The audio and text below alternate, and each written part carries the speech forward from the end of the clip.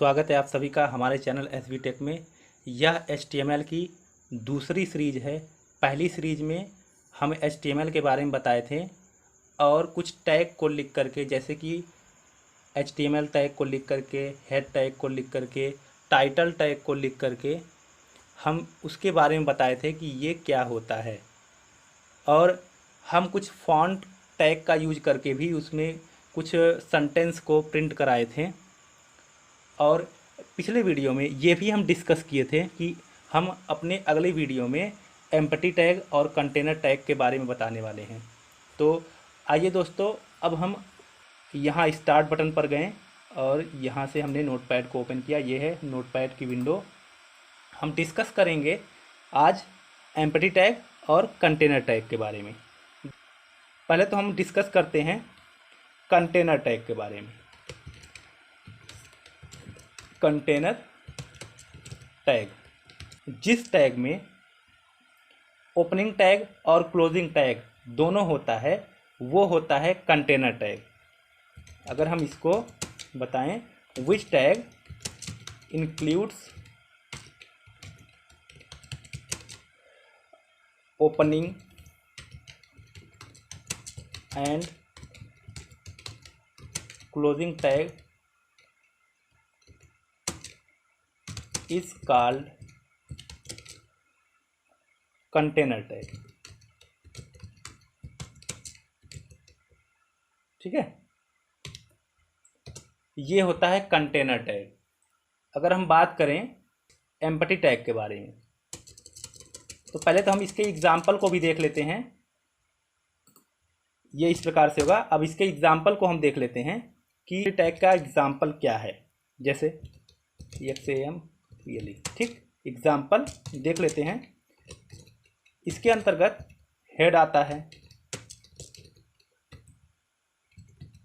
Title आता है, यहाँ तक कि HTML भी कंटेनर टैग होता है,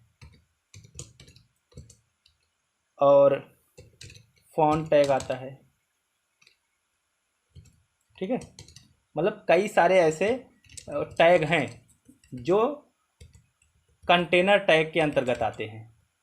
इन सभी के क्लोजिंग टैग होते हैं। फॉन्ट टैग को अगर हम ओपन करते हैं ना, तो क्लोज भी करते हैं, ऐसे, है ना। और अगर हमें HTML को ओपन करना है, अगर हम ओपन किए हैं तो इसको लास्ट में क्लोज भी करते हैं, ऐसे, है ना। ये होता है कंटेनर टैग। अगर हम बात करें एम्पटी टैग के बारे में, तो आइए हम जानते हैं एम्पटी टैग क्या होता है। यहाँ पे लिख देते हैं एम्पटी टैग। एम्पटी टैग में कोई क्लोजिंग टैग नहीं होता है, इसमें केवल ओपनिंग टैग होता है, इसका कोई क्लोजिंग टैग नहीं होता है। जिस टैग में कोई क्लोजिंग टैग नहीं होता है वो होता है एम्पटी टैग। जिसमें क्लोजिंग टैग होता है वो होता है कंटेनर टैग। अब इसके कुछ एग्जाम्पल्स को देख लेते हैं एम्पटी टैग के। ठीक है, एग्जाम्पल जैसे BR का कोई क्लोजिंग टैग नहीं होता है। HR का कोई क्लोजिंग टैग नहीं होता है।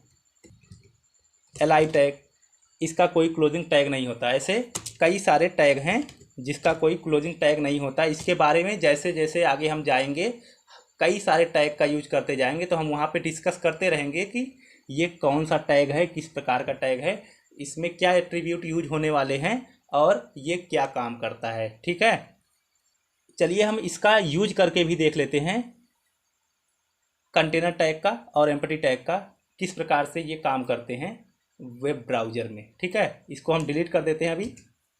अब हम कुछ कोड को टाइप करते हैं, लिखेंगे। सबसे पहले HTML, जस्ट उसके नीचे होता है हेड, लिखेंगे हेड सेक्शन के नीचे होता है टाइटल, यहाँ पे लिखेंगे टाइटल में हम पेज का नाम देंगे, यहाँ पे लिख देंगे वेब पेज। टाइटल को फिर क्लोज कर देंगे। और फिर इसके बाद हम हेड को क्लोज कर देंगे। ठीक है, यहाँ पे हेड को क्लोज कर देंगे। अब इसके जस्ट नीचे हम लिखेंगे बॉडी। बॉडी सेक्शन में हम अब सेंटेंस को प्रिंट कराने वाले हैं। ठीक है, अब सेंटेंस को प्रिंट कराने के लिए हम एक सेंटेंस पहले टाइप करते हैं। पैराग्राफ टैग आता है पी, इसमें हम अक्सर पैराग्राफ को लिखा करते हैं। अगर हमें फॉन्ट में कुछ परिवर्तन करना है, मॉडिफिकेशन करना होता है, तब जाके हम फॉन्ट टैग का यूज करते हैं। Otherwise we always use paragraph tag. दोस्तों यहाँ पे हम कुछ सेंटेंस को टाइप करते हैं, जैसे कि हम कंटेनर एलिमेंट का डेफिनेशन लिख देते हैं, है ना। चलिए हम लिख देते हैं डेफिनेशन। अब ये लिख दिए हैं। अब इसको हम क्लोज कर देते हैं यहाँ पे। चलिए हम नीचे क्लोज कर देते हैं, इसके सामने थोड़ा अच्छा दिखाई पड़ेगा। अभी ये क्लियर है कि कहाँ पे टैग ओपन हो रहा है, कहाँ पे टैग क्लोज हो रहा है, ये हम लिख दिए। अब इसको हमें देखना है ना। ये था कंटेनर एलिमेंट। अब यहाँ पे हम बॉडी को क्लोज कर देते हैं, है ना। बॉडी को क्लोज कर दिए, इसके जस्ट नीचे हम क्लोज करते हैं HTML को। अब इसको हम सेव कर लेते हैं। यहाँ पे आए हम फाइल मेनू पे, सेव पर क्लिक किए। यहाँ से हम लोकेशन को चूज किए कि कहाँ पर हमें सेव करनी है अपनी फ़ाइल को। फाइल का नाम लिख देते हैं हम सेकेंड फाइल, सेकेंड पेज लिख देते हैं। ठीक, .html। दोस्तों HTML हम लिखते क्यों हैं डॉट में लगा करके? हम HTML इसलिए लिखते हैं क्योंकि हम ब्राउज़र को बताते हैं कि ये किस प्रकार की फ़ाइल है। एक्सटेंशन नेम का मतलब यही होता है, इसका लिखने का मतलब ये होता है कि हम कंप्यूटर को बताएं कि हम किस प्रकार की फ़ाइल को सेव कर रहे हैं। जैसे अगर हमें डॉक्यूमेंट की फ़ाइल सेव करनी होती है, उसका एक्सटेंशन नेम लिखते हैं .doc। यहाँ पे हम HTML की फ़ाइल को सेव कर रहे हैं तो लिख रहे हैं .html, है ना। ऐसे कई सारे एक्सटेंशन नेम होते हैं, तो यहाँ पे हम सेव कर लेते हैं पहले। अब हम अपने ब्राउज़र स्क्रीन पर चलते हैं और देखते हैं कि कहाँ पर ये सेव हुआ है। सेकेंड पेज यहाँ पे सेव हुआ है, इसको ओपन कर लेते हैं।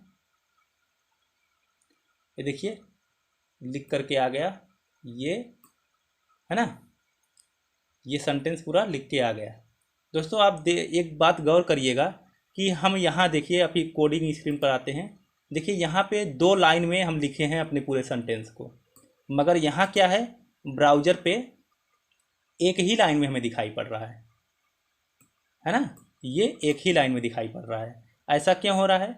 देखिए लाइन को ब्रेक करने के लिए हमें BR टैग का यूज करना होता है। अभी तक तो ये पूरा हम कंटेनर टैग का यूज करके पूरे सेंटेंस को टाइप किए और आउटपुट स्क्रीन पर देखें।